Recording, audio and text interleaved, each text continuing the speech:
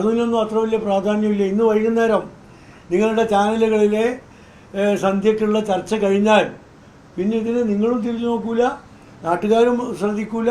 വെറുതെ ഒരു 24 മണിക്കൂർ നീണ്ടു നിൽക്കുന്ന ഒരു പ്രതിഭാസം മാത്രമാണ്.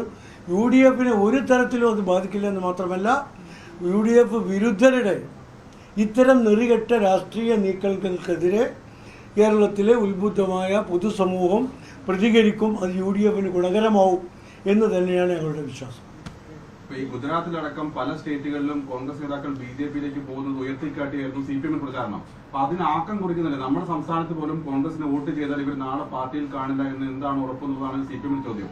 അതിനുകൂടി സഹായിക്കുന്നതല്ല ഇപ്പോഴത്തെ ഈ കൊഴിഞ്ഞുപോക്ക്? അല്ല, അതിപ്പോൾ ഞാൻ പറഞ്ഞല്ലോ, അതുകൊണ്ട് എന്താ കിട്ടി കൊഴിഞ്ഞുപോക്ക്? CPM വാദം ഒരാളും സ്വീകരിച്ചില്ല എന്നതിൻ്റെ ഉത്തരമല്ലേ പുതുപ്പള്ളി തെരഞ്ഞെടുപ്പ്.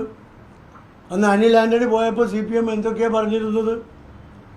എത്ര വലിയ പ്രചാരം അദ്ദേഹത്തിന് കിട്ടിയത്? എത്ര ദിവസം നമ്മൾ രാത്രി ചർച്ച ചെയ്തത്? എന്നിട്ട് എന്താ കിട്ടി? എത്ര 1000 വോട്ടുകളാണ് എതിരായി വീണത്? അത് ഇതിനുണ്ടാവും. മാർക്സിസ്റ്റ് പാർട്ടിയുടെ കേന്ദ്രമായിരുന്നു പശ്ചിമ ബംഗാളും ത്രിപുരയും.